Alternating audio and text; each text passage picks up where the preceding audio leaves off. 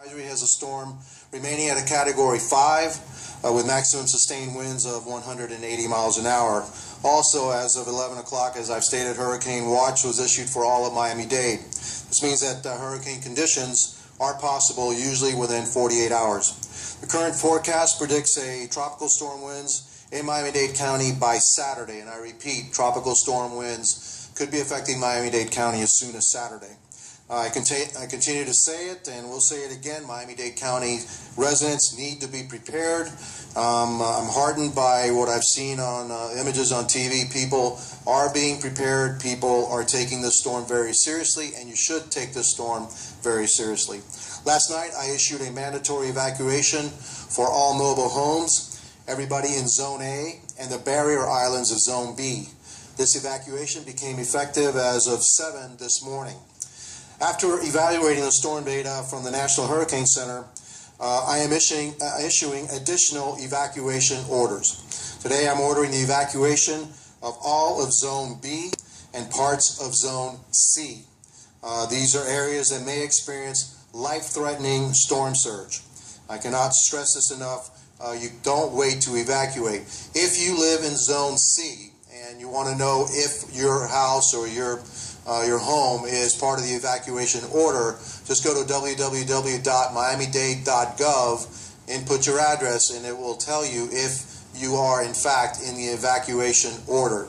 We'll also be distributing maps to all our media so that information can also be disseminated. Again, all of A, all of B, parts of C, and for those that are in C, you can reach our website. As a matter of fact, anybody in Miami-Dade County who wants to know if they are in an evacuation area can go to www.miamidade.gov and enter your address, and it will tell you if you are in a mandatory evacuation area or not.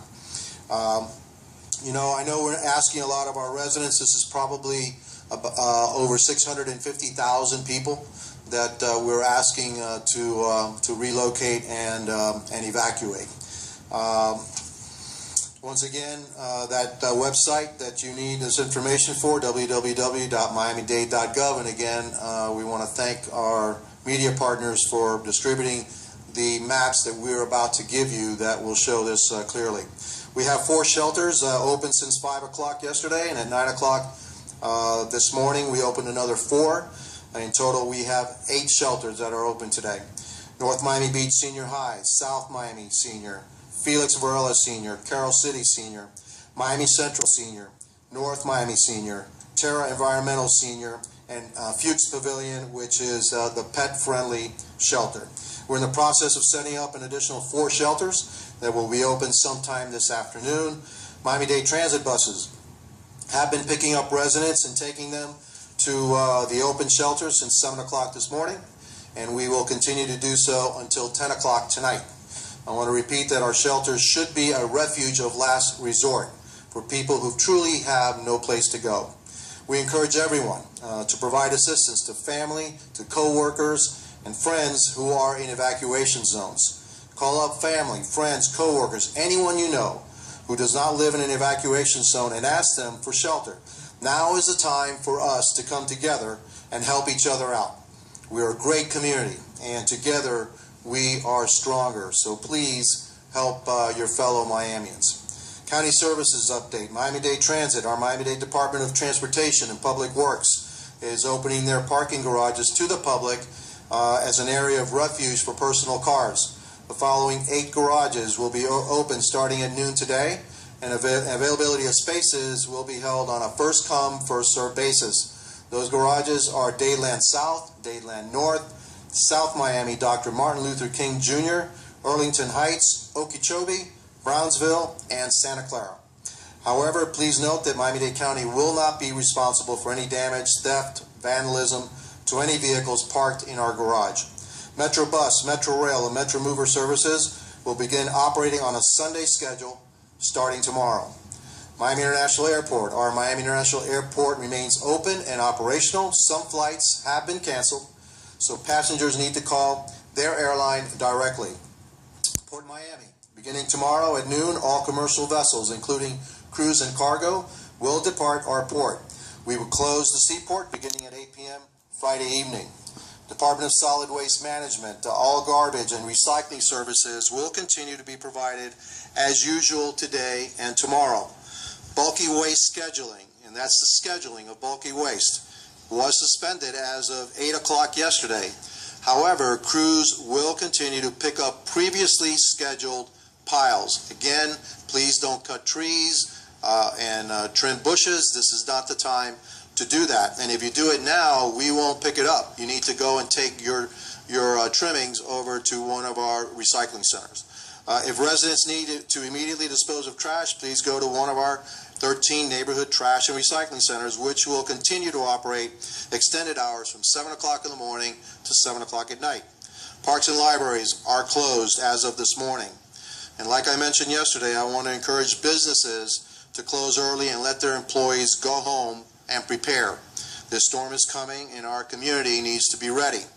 And if you're a business owner and don't need to open today or tomorrow, and certainly not this weekend, then don't close your stores and offices and send your employees home. This will not only give our residents time to prepare and get unnecessary cars off the road, but this will also alleviate the congestion at our gas stations, since people won't need any gas to get to work.